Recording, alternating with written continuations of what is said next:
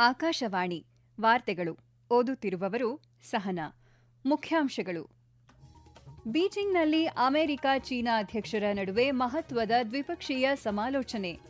ದೆಹಲಿಯಲ್ಲಿ ಬ್ರಿಕ್ಸ್ ವಿದೇಶಾಂಗ ಸಚಿವರ ಶೃಂಗಸಭೆ, ಜಾಗತಿಕ ಪ್ರಾದೇಶಿಕ ವಿಷಯಗಳ ಕುರಿತು ಚರ್ಚೆ.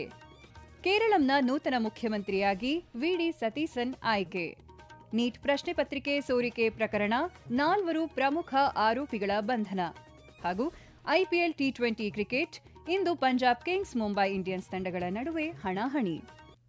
ವಾರ್ತೆಗಳ ವಿವರ. ಬೀಜಿಂಗ್ನಲ್ಲಿ ಅಮೆರಿಕ ಅಧ್ಯಕ್ಷ ಡೊನಾಲ್ಡ್ ಟ್ರಂಪ್ ಮತ್ತು ಚೀನಾ ಅಧ್ಯಕ್ಷ ಕ್ಸಿ ಜಿನ್ಪಿಂಗ್ ನಡುವಿನ ದ್ವಿಪಕ್ಷೀಯ ಮಾತುಕತೆ ಆರಂಭವಾಗಿವೆ. ಆರಂಭಿಕ ಭಾಷಣದಲ್ಲಿ ಜಿನ್ಪಿಂಗ್ ಮಾತನಾಡಿ, ಚೀನಾ ಮತ್ತು ಅಮೆರಿಕ ಪ್ರತಿಸ್ಪರ್ಧಿಗಳಲ್ಲ, ಪಾಲುದಾರರಾಗಿರಬೇಕು. ಟ್ರಂಪ್ ಅವರೊಂದಿಗೆ ಚರ್ಚೆ ನಡೆಸಲು ಮತ್ತು ಚೀನಾ ಅಮೆರಿಕ ಸಂಬಂಧಗಳ ದೈತ್ಯ ಹಡಗನ್ನು ಮುನ್ನಡೆಸಲು ಒಟ್ಟಾಗಿ ಕೆಲಸ ಮಾಡಲು ಎದುರು ನೋಡುತ್ತಿದ್ದೇನೆ. 2026 ಹೊಸ ಅಧ್ಯಾಯವನ್ನು ತೆರೆಯುವ ಐತಿಹಾಸಿಕ ಹೆಗ್ಗುರುತು ವರ್ಷವನ್ನಾಗಿ ಮಾಡಲು ಇದು ಸಾಧ್ಯ ಎಂದು ಅವರು ಹೇಳಿದರು. ಡೊನಾಲ್ಡ್ ಟ್ರಂಪ್ ಮಾತನಾಡಿ, ಜಿನ್ಪಿಂಗ್ ಶ್ರೇಷ್ಠ ನಾಯಕ, 2 ಮಹಾಶಕ್ತಿಗಳ ನಡುವಿನ ಸಂಬಂಧವು ಹಿಂದೆಂದಿಗಿಂತಲೂ ಉತ್ತಮವಾಗಿರುತ್ತದೆ ಎಂದು ಹೇಳಿದರು. ಇದಕ್ಕೂ ಮೊದಲು great hall of the people ಪ್ರವೇಶ ದ್ವಾರದಲ್ಲಿ ಡೊನಾಲ್ಡ್ ಟ್ರಂಪ್ ಅವರಿಗೆ ಭವ್ಯ ಸ್ವಾಗತ ದೊರೆಯಿತು. ಕ್ಸಿ ಜಿನ್ಪಿಂಗ್ ಅವರೊಂದಿಗೆ 2 ದಿನಗಳ ಶೃಂಗಸಭೆಗಾಗಿ ಅಮೆರಿಕ ಅಧ್ಯಕ್ಷರು ನಿನ್ನೆ ಸಂಜೆ ಬೀಜಿಂಗ್ಗೆ ಆಗಮಿಸಿದರು. ಇರಾನ್ ಯುದ್ಧ, ಜಾಗತಿಕ ಇಂಧನ ಬಿಕ್ಕಟ್ಟು, ವ್ಯಾಪಾರ ಉದ್ವಿಗ್ನತೆ, ತೈವಾನ್ ಮತ್ತು ಕೃತಕ ಬುದ್ಧಿಮತ್ತೆ ಕುರಿತು ಮಹತ್ವದ ಚರ್ಚೆ ನಡೆಸಲಾಗುತ್ತಿದೆ. ಹಾರ್ಮುಜ್ ಜಲಸಂಧಿಯನ್ನು ಮತ್ತೆ ತೆರೆಯಲು ಮತ್ತು ಕೊಲ್ಲಿಯಲ್ಲಿನ ಉದ್ವಿಗ್ನತೆಯನ್ನು ಕಡಿಮೆ ಮಾಡುವ ಗುರಿಯನ್ನು ಹೊಂದಿರುವ ಹೊಸ ಮಾತುಕತೆಗಳನ್ನು ಪ್ರೋತ್ಸಾಹಿಸಲು ಟೆಹರಾನ್ನೊಂದಿಗೆ ಚೀನಾದ ಪ್ರಭಾವವನ್ನು ಬಳಸಲು ಟ್ರಂಪ್ ಕ್ಸಿ ಜಿನ್ಪಿಂಗ್ ಅವರನ್ನು ಒತ್ತಾಯಿಸುವ ಸಾಧ್ಯತೆಯಿದೆ. ಆರ್ಥಿಕ ಸಂಬಂಧಗಳು ಶೃಂಗಸಭೆಯ ಹೃದಯ ಭಾಗದಲ್ಲಿ ಉಳಿಯುವ ನಿರೀಕ್ಷೆಯಿದೆ. ಎರಡೂ ಕಡೆಯವರು ಅಸ್ತಿತ್ವದಲ್ಲಿರುವ ವ್ಯಾಪಾರ ಒಪ್ಪಂದದ ವಿಸ್ತರಣೆಯ ಬಗ್ಗೆ ಚರ್ಚಿಸುತ್ತಿದ್ದಾರೆ. ಬೋಯಿಂಗ್ ವಿಮಾನಗಳು, ಕೃಷಿ ರಫ್ತುಗಳು ಮತ್ತು ಇಂಧನ ಉತ್ಪನ್ನಗಳು ಸೇರಿದಂತೆ ಅಮೆರಿಕದ ಸರಕುಗಳ ಚೀನಾದ ಖರೀದಿಯನ್ನು ಹೆಚ್ಚಿಸುವುದು ಮಾತುಕತೆಗಳಲ್ಲಿ ಸೇರಿರಬಹುದು. ದೆಹಲಿಯಲ್ಲಿ ಇಂದಿನಿಂದ 2 ದಿನಗಳ ಬ್ರಿಕ್ಸ್ ವಿದೇಶಾಂಗ ಸಚಿವರ ಶೃಂಗಸಭೆ ಆರಂಭವಾಗಿದ್ದು, ವಿದೇಶಾಂಗ ವ್ಯವಹಾರಗಳ ಸಚಿವ ಡಾ ಎಸ್ ಜೈಶಂಕರ್ ಸಭೆಯ ಅಧ್ಯಕ್ಷತೆ ವಹಿಸಿದ್ದಾರೆ. ಸಭೆಯಲ್ಲಿ ಬ್ರಿಕ್ಸ್ ವಿದೇಶಾಂಗ ಸಚಿವರು ಮತ್ತು ಸದಸ್ಯ ರಾಷ್ಟ್ರಗಳ ನಿಯೋಗದ ಮುಖ್ಯಸ್ಥರು ಭಾಗವಹಿಸಿದ್ದಾರೆ. ಸಭೆಯ ನಂತರ ವಿವಿಧ ರಾಷ್ಟ್ರಗಳ ಪ್ರಮುಖರು ಪ್ರಧಾನಿ ನರೇಂದ್ರ ಮೋದಿ ಅವರನ್ನು ಭೇಟಿ ಮಾಡಲಿದ್ದಾರೆ. ಈ ಸಭೆಯಲ್ಲಿ ಪರಸ್ಪರ ಹಿತಾಸಕ್ತಿಯ ಜಾಗತಿಕ ಮತ್ತು ಪ್ರಾದೇಶಿಕ ವಿಚಾರಗಳ ಬಗ್ಗೆ ಸಮಾಲೋಚನೆ ನಡೆಸಲಿದ್ದಾರೆ. ಸಭೆಯ ನೇಪಥ್ಯದಲ್ಲಿ ಡಾ ಎಸ್ ಜೈಶಂಕರ್ ಹಲವು ದ್ವಿಪಕ್ಷೀಯ ಸಭೆಗಳನ್ನು ನಡೆಸುವ ನಿರೀಕ್ಷೆಯಿದೆ.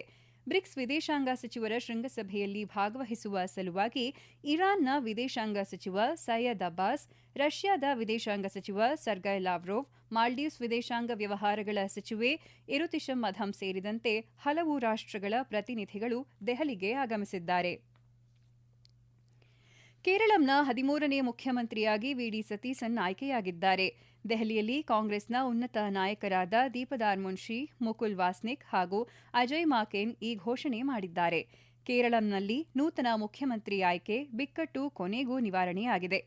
ಕಳೆದ 1 ವಾರದಿಂದ ನಡೆದ ವ್ಯಾಪಕ ಸಮಾಲೋಚನೆಗಳ ನಂತರ ಸ್ಥಳೀಯ ಮುಖಂಡ ಸತೀಸನ್ ಅವರನ್ನು ಕಾಂಗ್ರೆಸ್ ಹೈಕಮಾಂಡ್ ಆಯ್ಕೆ ಮಾಡಿದೆ. ಬರುವ ಸೆಪ್ಟೆಂಬರ್ 2026ರವರೆಗೆ ಅಥವಾ ಮುಂದಿನ ಆದೇಶದವರೆಗೆ ಜಾರಿಗೆ ಬರುವಂತೆ ಕಚ್ಚಾ ಸಕ್ಕರೆ, ಬಿಳಿ ಸಕ್ಕರೆ ಮತ್ತು ಸಂಸ್ಕರಿಸಿದ ಸಕ್ಕರೆ ಸೇರಿದಂತೆ ಸಕ್ಕರೆಯ ರಫ್ತು ನಿಷೇಧಿಸಿದೆ.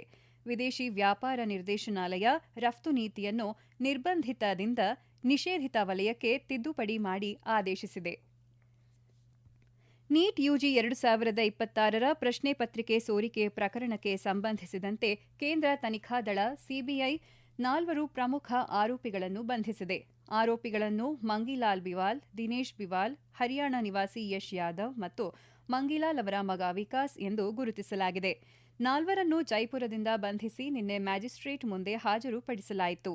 ನಂತರ ಅವರನ್ನು ಹೆಚ್ಚಿನ ವಿಚಾರಣೆಗಾಗಿ ದೆಹಲಿಗೆ ಸ್ಥಳಾಂತರಿಸಲಾಯಿತು. ತನಿಖಾ ಅಧಿಕಾರಿಗಳ ಪ್ರಕಾರ ಆರೋಪಿ ಯಶ್ ಯಾದವ್ ಮತ್ತು ವಿಕಾಸ್ ಈ ಹಿಂದೆ ರಾಜಸ್ಥಾನದ ಸಿಕಾರ್ ಜಿಲ್ಲೆಯ ನೀಟ್ ತರಬೇತಿ ಸಂಸ್ಥೆಯಲ್ಲಿ ಒಟ್ಟಿಗೆ ಅಧ್ಯಯನ ಮಾಡಿದ್ದರು. ಪ್ರಶ್ನೆ ಪತ್ರಿಕೆ ಸೋರಿಕೆಗೆ ಸಂಬಂಧಿಸಿದ ಜಾಲ ಮತ್ತು ಸಮನ್ವಯವು ಆ ಅವಧಿಯಲ್ಲಿ ಬೆಳೆದಿರಬಹುದು ಎಂದು ತನಿಖಾಧಿಕಾರಿಗಳು ಶಂಕಿಸಿದ್ದಾರೆ. ತರಬೇತಿ ಸಂಸ್ಥೆಗಳು, ಮಧ್ಯವರ್ತಿಗಳು, ವಿದ್ಯಾರ್ಥಿಗಳು ಮತ್ತು ಆರೋಪಿಗಳೊಂದಿಗೆ ಸಂಬಂಧ ಹೊಂದಿರುವ ಇತರ ವ್ಯಕ್ತಿಗಳ ನಡುವಿನ ಸಂಭಾವ್ಯ ಸಂಪರ್ಕಗಳ ಬಗ್ಗೆ ಸಿಬಿಐ ಈಗ ತನಿಖೆ ನಡೆಸುತ್ತಿದೆ. ಈ ವಾರ್ತೆಗಳನ್ನು ಆಕಾಶವಾಣಿಯಿಂದ ಕೇಳುತ್ತಿದ್ದೀರಿ. ನಮ್ಮ ಎಲ್ಲಾ ರಾಷ್ಟ್ರೀಯ ವಾರ್ತೆಗಳು ಹಾಗೂ ಪ್ರದೇಶ ಸಮಾಚಾರ ಈಗ ಆಕಾಶವಾಣಿ ನ್ಯೂಸ್ ಕನ್ನಡ ಯೂಟ್ಯೂಬ್ ಚಾನೆಲ್ನಲ್ಲಿ ಲಭ್ಯ. ನಮ್ಮ ಎಕ್ಸ್ ಖಾತೆ ಮತ್ತು ಇನ್ಸ್ಟಾಗ್ರಾಂ ಖಾತೆ ಆಕಾಶವಾಣಿ ನ್ಯೂಸ್ ಕನ್ನಡ. ಹೆಚ್ಚಿನ ಮಾಹಿತಿಗಾಗಿ ನಮ್ಮ ಫೇಸ್ಬುಕ್ ಖಾತೆ AIR ಕನ್ನಡ ನ್ಯೂಸ್ ಅನುಸರಿಸಿ. ಮಾಹಿತಿಯ ಹೂರಣ ವಾರದ ಕಾರ್ಯಕ್ರಮ ಪ್ರಚಲಿತ ವಿದ್ಯಮಾನ ಪ್ರತಿ ಬುಧವಾರ 9:15ಕ್ಕೆ.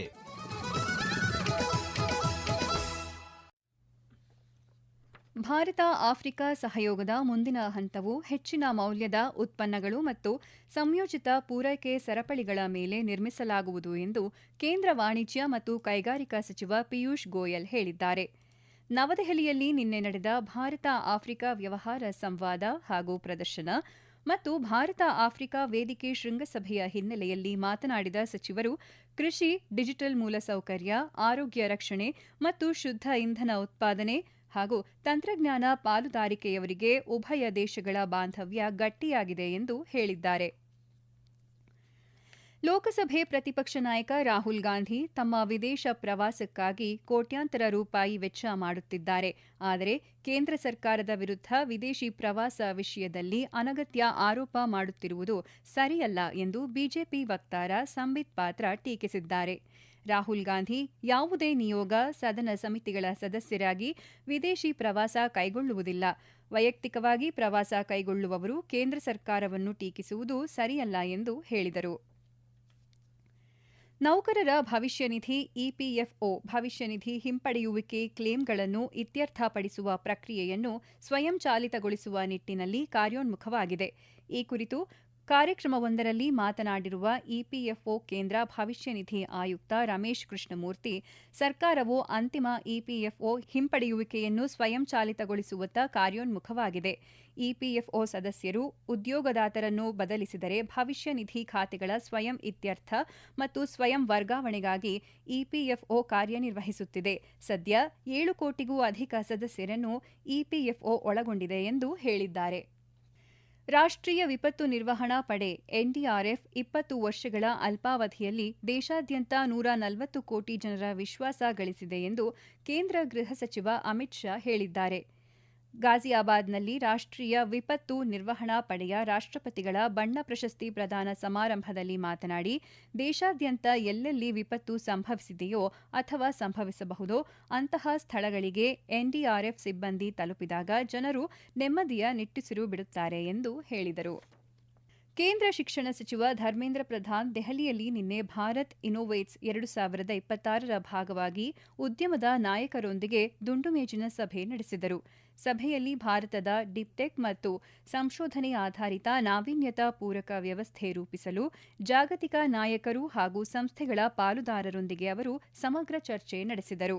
ಈ ವೇಳೆ ಸಚಿವರು ಮಾತನಾಡಿ, ಭಾರತದ ನಾವೀನ್ಯತಾ ಪೂರಕ ವ್ಯವಸ್ಥೆಯಲ್ಲಿ ಐಐಟಿಗಳು, ಐಐಎಸ್ಸಿ ಮತ್ತು ಇತರೆ 2 ಹಾಗೂ 3ನೇ ಶ್ರೇಣಿಯ ನಗರಗಳ ಪ್ರಮುಖ ಸಂಶೋಧನಾ ಸಂಸ್ಥೆಗಳು ಕಾರ್ಯನಿರ್ವಹಿಸುತ್ತಿದ್ದು, ಅವುಗಳು ಕೃತಕ ಬುದ್ಧಿಮತ್ತೆ, ಸೆಮಿಕಂಡಕ್ಟರ್, ಕ್ಲೈಮೇಟ್ ಟೆಕ್, ಸರಕು ಸಾಗಣೆ, ಆರೋಗ್ಯ ತಂತ್ರಜ್ಞಾನ, ಅತ್ಯಾಧುನಿಕ ಉತ್ಪಾದನೆ ಸೇರಿದಂತೆ ಹಲವು ವಲಯಗಳಲ್ಲಿ ಹೊಸ ನಾವೀನ್ಯತಾ ಕ್ರಮಗಳ ಸಂಶೋಧನೆಗಳನ್ನು ಕೈಗೊಂಡಿವೆ. ಇದರಿಂದಾಗಿ ಭಾರತ ಪ್ರಮುಖ ನಾವೀನ್ಯತಾ ಪಾಲುದಾರ ಎಂದು ಜಾಗತಿಕ ಮಟ್ಟದಲ್ಲಿ ಗುರುತಿಸುವಂತಾಗಿದೆ ಎಂದು ತಿಳಿಸಿದ್ದಾರೆ. ಧರ್ಮಶಾಲಾದ ಹಿಮಾಚಲ ಪ್ರದೇಶ ಕ್ರಿಕೆಟ್ ಅಸೋಸಿಯೇಷನ್ ಕ್ರೀಡಾಂಗಣದಲ್ಲಿಂದು ನಡೆಯಲಿರುವ ಐಪಿಎಲ್ ಟಿ20 ಪಂದ್ಯದಲ್ಲಿ ಪಂಜಾಬ್ ಕಿಂಗ್ಸ್, ಮುಂಬೈ ಇಂಡಿಯನ್ಸ್ ತಂಡಗಳು ಮುಖಾಮುಖಿಯಾಗಲಿವೆ. ಪಂದ್ಯ ಸಂಜೆ 7:30ಕ್ಕೆ ಆರಂಭವಾಗಲಿದೆ. ಕೊನೆಯಲ್ಲಿ ಮತ್ತೊಮ್ಮೆ ಮುಖ್ಯಾಂಶಗಳು. ಬೀಜಿಂಗ್ನಲ್ಲಿ ಅಮೆರಿಕ, ಚೀನಾ ಅಧ್ಯಕ್ಷರ ನಡುವೆ ಮಹತ್ವದ ದ್ವಿಪಕ್ಷೀಯ ಸಮಾಲೋಚನೆ. ದೆಹಲಿಯಲ್ಲಿ ಬ್ರಿಕ್ಸ್ ವಿದೇಶಾಂಗ ಸಚಿವರ ಶೃಂಗಸಭೆ, ಜಾಗತಿಕ ಪ್ರಾದೇಶಿಕ ವಿಷಯಗಳ ಕುರಿತು ಚರ್ಚೆ. ಕೇರಳಂನ ನೂತನ ಮುಖ್ಯಮಂತ್ರಿಯಾಗಿ ವಿಡಿ ಸತೀಸನ್ ಆಯ್ಕೆ. ನೀಟ್ ಪ್ರಶ್ನೆ ಪತ್ರಿಕೆ ಸೋರಿಕೆ ಪ್ರಕರಣ, 4 ಪ್ರಮುಖ ಆರೋಪಿಗಳ ಬಂಧನ. ಹಾಗೂ ಐಪಿಎಲ್ ಟಿ20 ಕ್ರಿಕೆಟ್, ಇಂದು ಪಂಜಾಬ್ ಕಿಂಗ್ಸ್, ಮುಂಬೈ ಇಂಡಿಯನ್ಸ್ ತಂಡಗಳ ನಡುವೆ ಹಣಾಹಣಿ. ಇಲ್ಲಿಗೆ ವಾರ್ತಾ ಪ್ರಸಾರ ಮುಕ್ತಾಯವಾಯಿತು. ನಮ್ಮ ಮುಂದಿನ ವಾರ್ತಾ ಪ್ರಸಾರ ಮಧ್ಯಾಹ್ನ 2:30ಕ್ಕೆ.